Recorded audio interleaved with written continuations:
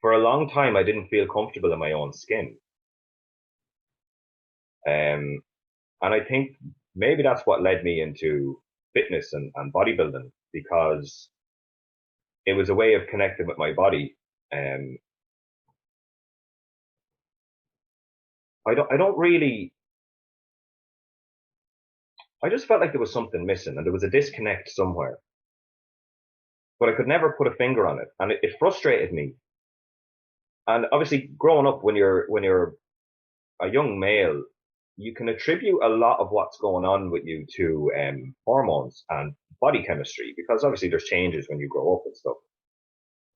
So I was a bit wobbly, I suppose you could say, for a few years. And you don't really know whether you're coming or going. And you think sometimes maybe you're depressed and other times you're angry and you're not really sure why you're angry. Um, but as things started to stabilize, say into maybe mid twenties, it became more settled, but there was still a disconnect and there was still an aspect of me that I knew I wasn't understanding very well. Hi, it's Calvin Niles, the mindful storyteller, and I am delighted to share with you stories of awakening. Each week, I'm going to be talking to people from around the world of various backgrounds and experiences. People I love, I know, and people I admire, but also those who are completely new to me. One thing all my guests will have in common is that they have been through a journey of awakening. By awakening, I mean a call to higher consciousness and deeper self-awareness beyond material reality. These stories will be real, challenging, funny, stimulating, and insightful. We're going to take our good time with these conversations. So listen from your comfy chair with your favorite drink, or on your weekend stroll, your morning routine, or whatever makes you happy. Stories of awakening with me, Calvin Niles, and I look forward to you tuning in.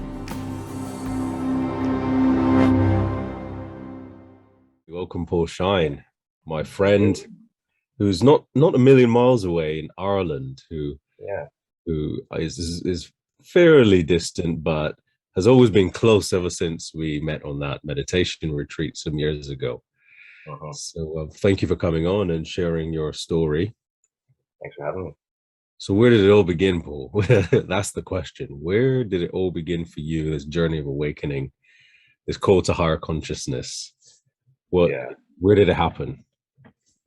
Um, it's hard to pinpoint, but looking back on my even my early teens, I went through a rebellious phase of like rejecting religion, and I was adamant that I was atheist. So I went on this scientific pursuit, and I went crazy about physics and astrophysics and biology, thinking that science had all the answers.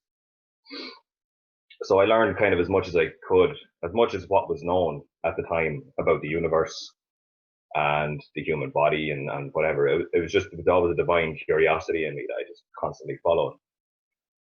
But having spent enough time with science, I got to a point where I realized that science wasn't answering the questions that were really important. So, like, if you look at like the beginning of the universe, for example, like what set everything in motion?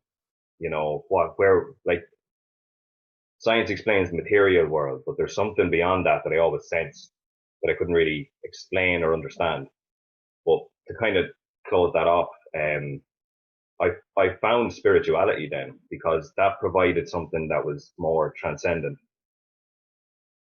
And I read books, like I think Eckhart Tolle's The Power of Now, that really set things in motion for me when I understood the power of being present, and that was being present is the present moment is the only actual reality.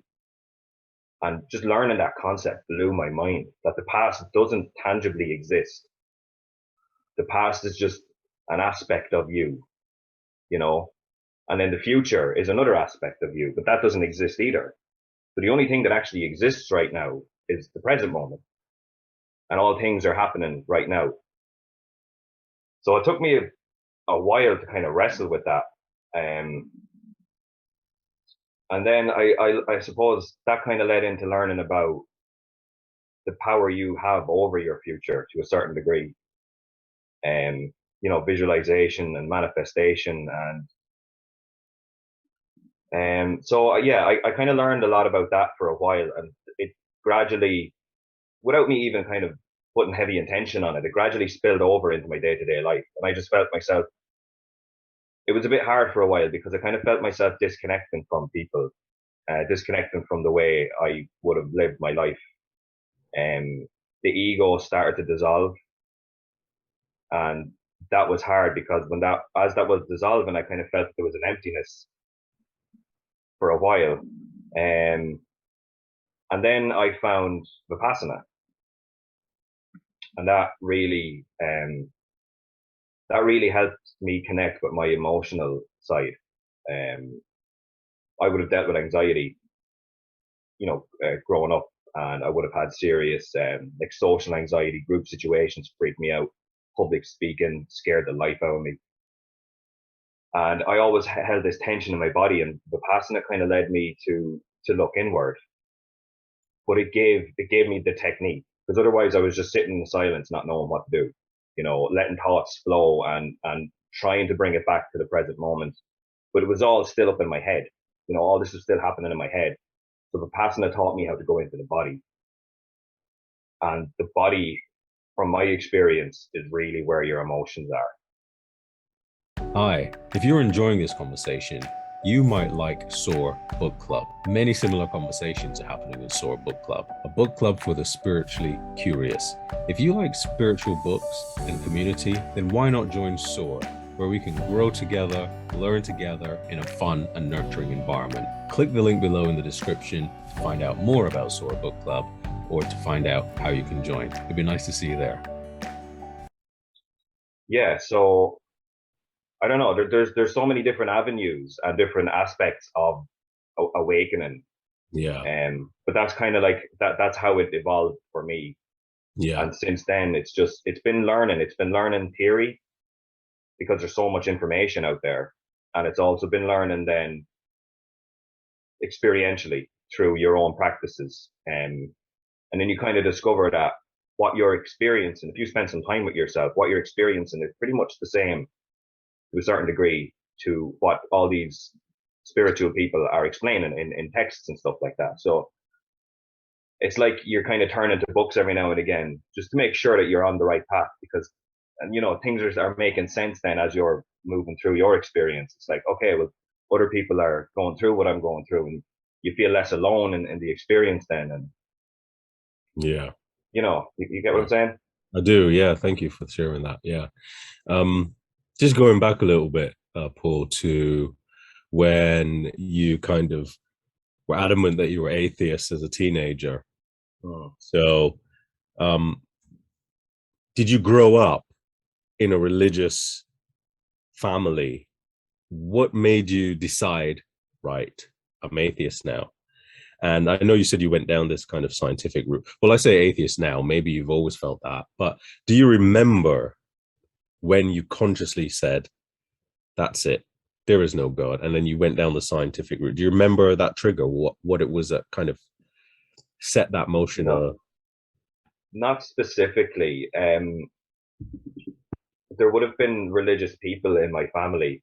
I would have been brought to mass regularly, and that frustrated me because I didn't understand what the point of it was. Um, like I've been brought up in a Catholic family, and it was always like you have to go to mass, you have to say your prayers, you have to do these, symbolic gestures, and it was just like, you have to do this because you're part of this community, you're part of this group, but nobody ever explained why. And then I thought, what's the physical, or what's the result of me making this movement? What's the point in this movement? What's the point in going to this big building and listening to somebody who isn't even passionate about what they're like? And I don't want to be disrespectful to the church or anything, but my experience was that I was sitting here as a child listening to some elderly man who had it felt like he had no passion for what he was explaining or reading. Mm-hmm. And he was just reciting text. So there was nothing that grasped me about it. There was no interpretation of it. It was just what he was reading. And I just found it really boring. So it kind of made me question the whole concept of church and religion. And I just didn't understand any of it. Um, and it was around that time that I was in school. So I was learning biology and I was learning some physics and stuff. And that really interested me. And for some reason at the time, I remember there being like a clash, and it was kind of, it's either science or it's religion. And that was kind of the theme that was floating around at the time. And I was like, okay, well, if I have to pick, obviously I'm going to pick science. Science is explaining stuff to me. I understand with science. Religion is like, for me at the time, was you were expected to blindly believe all that we're teaching you because it is sacred and it is the way. And that wasn't good enough for me. I needed to discover the why behind it all, you know? Yeah. It And that's sounds what, like it sounds like you were curious very early. You had a sense of oh curiosity yeah, very early. yeah, So yeah, that curiosity actually took you down this scientific route to answer some of these questions that you were having. yeah, Yeah. yeah. I mean, I read somewhere, I don't know what book it was, but it was a book that had a big impact on me. And the underlying theme was trust and follow your own curiosity. And because it's kind, I don't know, I don't really have a way of articulating it properly, but I think if you're kind of staying true to your own nature, if you follow your genuine curiosity without knowing where it's going to lead you or without worrying about where it's going to lead you, just kind of have a faith in your own curiosity and it'll take you to where you need to be, and I'm walking example of that. I have in my own way now found God, and I went the long way around it, but for me, that was the meaningful way because I really feel like I understand what, what they mean when they talk about God,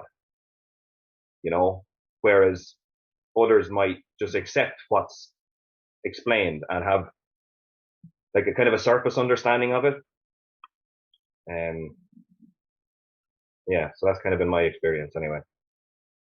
Yeah. Yeah. Yeah. Thank you for sharing that.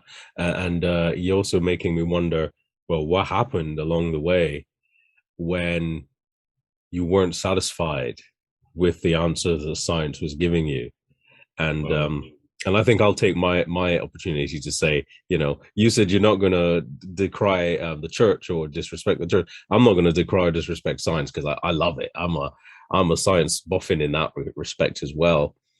Um, and I guess your journey took you down this route of the curiosity, took you down science, and then something happened where it wasn't enough. Like you didn't get the answers. You thought the road ends here, or what happened after that? What triggered the next step of exploration? Um, I think I don't really know what triggered it at the time, but I remember moving from science into philosophy. And I think philosophy bridged the gap between science and religion because most philosophers that I've read have have a deep spiritual side to them and an appreciation for the divine, and they would attribute characteristics of the universe or characteristics of the soul or human behavior to the divine. And there was a philosopher called Rudolf Steiner, and he wrote about the philosophy of freedom. But in that, he speaks about, well, my interpretation of what he said was that there's the five senses, which are the perceivers of our reality. So we're limited to our five senses. He spoke about, in a way, the sixth sense, which was the observer of the five sense perceiver. So that was like a sixth level of perception that didn't that and that level of perception doesn't rely on the five senses. So you've already gotten this separation from what we determine reality to be. And this is where science is. Science is here where the five senses are. And then spirituality is like, okay, you're there, but there's a lot more. You know, I can step back and I can observe you. So therefore I must be something more transcendent. Yeah. So do you kind of get what I'm saying? I don't know if I'm explaining that well. Yeah, I do. Yeah. Yeah. So that was So, kind of when things changed. so you walked across this philosophical bridge Mm, from, science. And I guess you're on this bridge, walking across this bridge, not really knowing where the bridge is leading. no, The no. bridge to nowhere. Yeah, yeah. But it's still like I'm still walking that bridge, man. Yeah. You know, I Yeah. don't see an end, but I mean, I like it. I like the bridge. I like what's here around me. Um, and I don't know, like now in life, I feel like I've transcended to a certain degree because I see coincidences in a different light, you know, and it's like there's synchronicity. Um, without going too far into the realm of pseudoscience or mysticism, because you have to be careful with that. But I do, I do perceive reality in a different way now. And I find it easier. It's like I've connected with my purpose. I've always questioned why am I on this planet? I feel like I'm here for a reason. I must be here to do something. I don't exactly know what it is, but the best interpretation I have of it is that I'm here to serve in some way. And I'm here to to say, let's say, without jumping into Catholicism or anything, I'm here to carry out God's will. But it's like, okay, I need to kind of connect with what that mission is. And then you learn practices and you learn ways to live a good life, you know, and that's kind of your foundation. So you stick to that for a while. And then when you can stick to that, when you build a good foundation and you can stick to it, the rest kind of falls into place. And I'm at the moment sticking to my morals that I've developed, and I'm really like holding on to them tightly, and I can see goodness unfolding in my life as a result of this. So I'm detaching myself from the outcome, and I'm just focusing on the daily practices of living a good life and what it is to be a good human, not to be successful or rich, or just to be a good human in the world, and then the rest takes care of itself. Yeah. You know, and that's what I think faith is. Yeah. Yeah. That makes sense. Yeah. That makes a lot of sense to me. And I'm sort of curious about, you know, your discovery of this moral set or value set. You mentioned earlier that, you were going through a phase of, or you inferred rather, you didn't explicitly say this, but you said that, you were curious about your emotions and so on. And, you started to learn about them being very much stored in the body in your experience. So did you feel that you were disconnected from your emotions? Did you feel like you Yeah. didn't know really what you were feeling? Or, what opened that doorway? And how does that relate to your journey of awakening? What opened that doorway? Um, for a long time, I didn't feel comfortable in my own skin. Um, and I think maybe that's what led me into fitness and bodybuilding, because it was a way of connecting with my body. Um, I don't really, I just felt like there was something missing and there was a disconnect somewhere, but I could never put a finger on it. And it frustrated me. And obviously growing up, when you're a young male, you can attribute a lot of what's going on with you to hormones and body chemistry, because obviously there's changes when you grow up and stuff. So I was a bit wobbly, I suppose you could say, for a few years. And you don't really know whether you're coming or going. And you think sometimes maybe you're depressed, and other times you're angry and you're not really sure why you're angry. Um, but as things started to stabilize, say into maybe mid 20s, it became more settled, but there was still a disconnect, and there was still an aspect of me that I knew I wasn't understanding very well. And I always lived from the mind, and I always experienced from the mind, and explained myself from the mind. And I put it, I had a conversation with my mother, because like I would suffer from anxiety to a certain degree. I wouldn't be a bad case now or anything, but she would also suffer from anxiety. And I was trying to help her and help myself, I suppose, in trying to teach her to connect with the anxiety in your body. So the way I explained it was that we are both receivers and transmitters of vibrations. So if somebody walks into a room, you pick up on their vibe, and we constantly get vibes off people, which is vibrations. People give off frequencies, or they live from a particular frequency. And I really feel like the frequency that you're emitting is connected to your bodily emotional state. So if you can kind of turn inward and get an understanding of the frequency that you're operating from, then you can get to a point where you can almost choose to emit a particular frequency, and you can vibe. You can give out nice vibes. Let's put it simply, by understanding what vibes are in your body and dissolving the tension that's in there. But it was not having that feeling that there was something missing between here and here. Yeah. That's what led me to pursue it. Now, I don't think I would have discovered that by myself. I needed guidance, and that's where Vipassana really helped me, because it went from here into the body, and you could connect with individual body parts and experience what was going in there. Simultaneously, there was thoughts and emotions coming up. And then I was able to link the two. And I think when you understand something, for like anxiety, for example, if you understand the root or the cause of it, it becomes less powerful. You're reducing it in a way.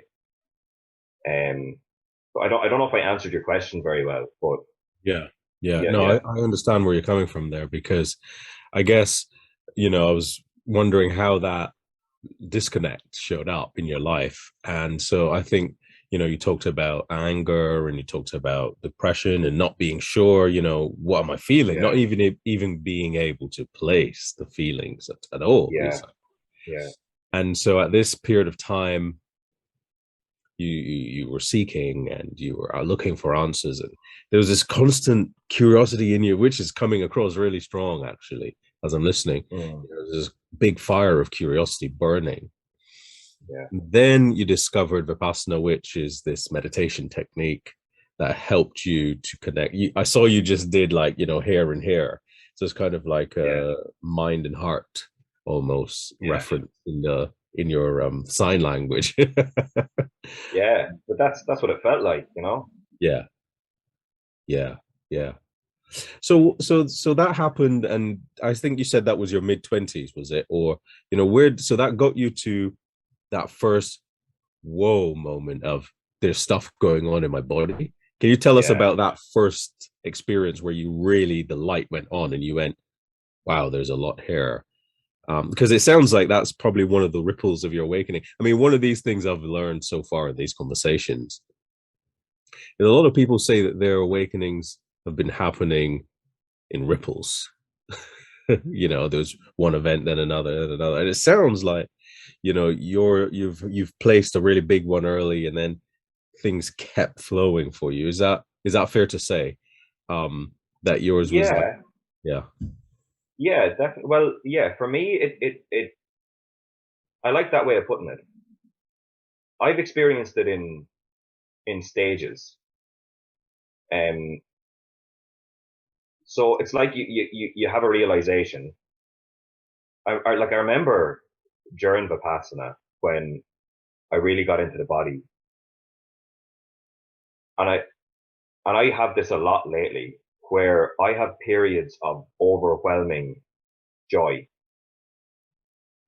and I can't understand specifically why I have them, but I could be, and I'm sorry, this happened in Vipassana. I connected with my body in a way, and it just felt like a release. It felt like there was a balloon inside me, and I had found it, but it was like a balloon that was just creating tension, and I didn't know where it was, and then I found it and I popped it, and it was that feeling of that release, and that just gave me tears of joy and bliss and peace. And now, having connected with that feeling, I experienced that spontaneously, randomly, and nearly probably on a weekly basis, at least every 2 weeks. I'm driving, and I just have a sense of appreciation for everything around me, and that gives me tears of joy. So I look like this weirdo driving my car with with tears down my face, but I'm just looking around and I'm just appreciating the beauty that's around me. You know what I'm saying? Yeah, I do. Yeah. Um. So, and as I'm on this journey, and as I'm meditating more, and as I'm connecting with people, because that was a big thing for me, was okay, you're a spiritual being, and you realize you're a spiritual being, and you're investigating that aspect of you. And then over the last, say, maybe 2, 3 years, for some reason, I've attracted more like-minded people and more spiritual people into my life. So it's connecting now as well. So it's tapping into that spiritual aspect of you, and then opening that up. It's a vulnerability, and I found it very hard to show a vulnerability. But I felt like if somebody's like-minded or somebody's spiritually inclined, and you show that vulnerable side to you, that they will show it as well, and you're going to connect with that person on a really deep level. And there's something really beautiful about that. And then there's the nature side of it as well. So I've gotten really pulled toward nature, and I've such an appreciation for trees and plants and animals. And sometimes I feel like I'm going crazy, and then other times I'm like, no, I'm as grounded as I've ever been. I feel so at peace, and I have such a sense of bliss over me. And yeah, it's amazing, man. Like, Yeah. I really wish that more people would explore themselves in this way. And I think what you're doing is absolutely fantastic, because you're spreading, and you're accumulating stories of awakening. And I don't know what kind of conversations you've had, but you've obviously heard the benefit that this has had in people's lives, and you're now recording it, and now you have a platform where you can share this with the rest of the world, theoretically, and I think that's beautiful. And I think Yeah. it should be spread, and people should realize that if you can become happy in yourself as a result of whatever practices work for you, you become unbreakable in a way, because there's something so steady and strong in your core that no matter what happens in the outside world, you are solid in here, because you know that you're part of something bigger. Mm. I just think that's beautiful. No, thank you very much, Paul. Yeah, I think the conversations have so far been really insightful, and I sort of identify with what you were saying there about nature. I get into the forest quite regularly for walks, and I'm always inviting people. Some people are like, "Really, it's raining," and I'm just like, "Okay, well, put on a waterproof," And Yeah, I'm yeah. identifying with so much of what you say in that experience of that you have. So, can you share maybe like an example of when you maybe had some challenge? Because one thing I know for sure is the challenges, they never stop coming, right? The challenges in Yeah. life, they're always coming. But what made me think about this was you mentioned a word there. You said unbreakable. And I just wondered how having this awakening and realizing that, there is something bigger there. Maybe something, I guess, a place of that you could retreat to or reside in Yeah. that Yeah. gives you this sense of resilience. So, what's been happening in your life ever since? So you woke up and you've continued to have these insights and you're starting to feel more and more stable every day. Uh-huh. How are challenges now showing up for you? Or can you give an example of, you know, a challenge that you might be facing or have faced, and really how this resilience manifested? Yeah. When you say challenge, you Any, mean any anything. anything? Yeah, yeah, Well, I mean, there are internal challenges, and there are external. So examples of internal challenges for me would be, I mean, the anxiety is still there, and it still creeps in, and it tells me that, self doubt. There's a lot of self doubt sometimes. What I've learned with that is you have to take the good with the bad. I mean, it's not all bliss. So when you're talking about challenges, they're the down days. They're the days where you're not feeling it, where you're not yeah. connecting with the body. There's something that's out of sync and Mm. you don't know what it is. Um, it could be something related to the external. Somebody might have said something to you that really struck a nerve, and that could, shake you for a few days. Um, so I experience challenges like everybody, but what I feel like I've learned is that, especially if it's an internal one, it can be very hard to have that dialogue, that internal dialogue, to kind of understand it and work through it. Hmm. Um, because sometimes it's hard to know what aspect of yourself to listen to, or where is the truth in all of this. Yeah, Is when it's something external, it's a bit easier because for some reason I find it easier to separate the egoic side of somebody's personality with the, let's say, spiritual, just to have a comparison. So if somebody says something to me and it hits me, either it's hitting me because it's bringing up a flaw that I feel I have, or it's making me look at myself in a light that I don't want to look at myself in. So there's a lot to be learned, and I would appreciate, after some processing of it, I would appreciate the lesson that's come with that.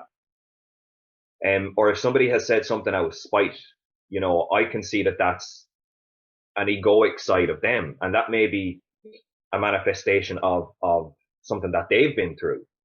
So hmm, it's about understanding whether somebody is speaking from the heart or speaking from an emotion or something like that. And they are daily challenges, is trying to understand that. Um, but it's even more of a challenge to understand that in yourself, I think, yeah, yeah, because there's always that aspect of you that's making you question the path you're on. yeah, It just shakes you up a little bit to make you think about things a lot more. Um, yeah. yeah, so that would And be a challenge. Yeah. do you find that how does the self-doubt show up for you? Is it like at work or in relationships, or how does that, I mean, is there an example you can give of your life where that kind of showed up and you were able to go back to that resilience, that internal knowing? Yeah. Bodybuilding would be an example. So I'm a natural bodybuilder and I've been lifting weights for years. And my self doubt always spoke to me and said that I wouldn't be good enough, um, that I don't have what it takes to achieve.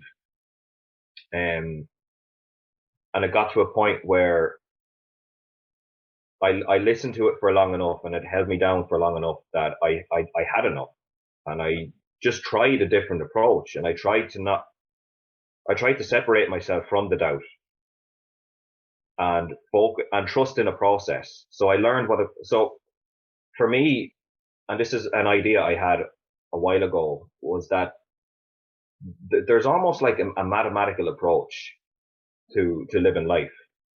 And I hope you get what I'm trying to say with this. Um, if you want to get to a particular place, or if you want to experience a particular outcome, pretty much most things that you want to achieve, there's a formula involved in achieving it. So if you look at, like, I'm going to take bodybuilding as an example because I've applied this really heavily in my life. There's a formula to achieve the necessary condition. And the formula is you eat this, you train like this, you ensure you have enough sleep, and you repeat. And that's the formula. And so I kind of understand that as there's a mathematics to life, in the sense that if you want to get somewhere, and it could be spiritual enlightenment, or it could be, a personal awakening, or it could be a connection that you want to make with yourself, but there's a process. And I think if you can learn what the process is for things and just apply the process and trust in it and detach yourself from the outcome, that is what I found has worked for me. Because when you attach to the outcome too heavily, for me, that's when self-doubt comes in. And it's like, you're not good enough for this. What makes you think that you're as special as this person, or you're as skilled or talented as this person? And it's like, no, that's not how this works. I need to understand what I need to do today. Yes. Today is what's happening. And that's, again, bringing yourself back to the present moment. What now can I do? What now is in my control? What now are the problems that I have to deal with, or the solutions that I need to come up with now?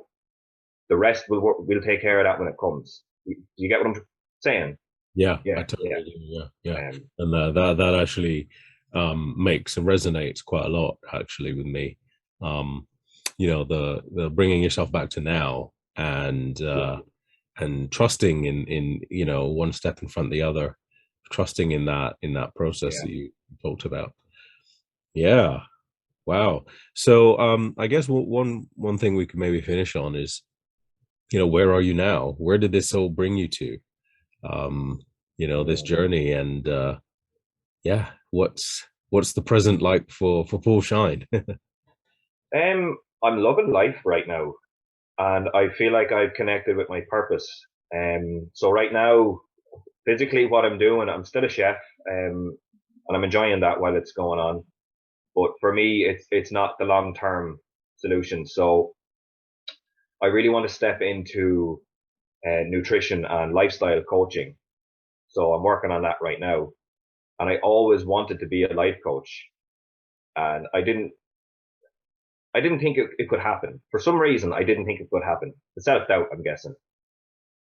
And I started to live my life a particular way. And this all happened kind of post Vipassana. There was gradual changes that I made because, like, I used to do things that weren't good for me. And I was an unhealthy guy for a long time. I was a smoker, and, I didn't really care about my health and stuff like that. So I kind of took things one step at a time by giving up smoking, getting the diet under control. Once I kind of got my basics down, then I could start to look at my career. And so I worked really hard on becoming a chef, and I've worked my way up the ladder in the culinary industry. And now I'm like, okay, I'm ready to do what I want to do in life now. I really figured out what I want to do. So I'm doing a course now in nutrition and lifestyle coaching. And I'm still doing competitive bodybuilding, natural competitive bodybuilding.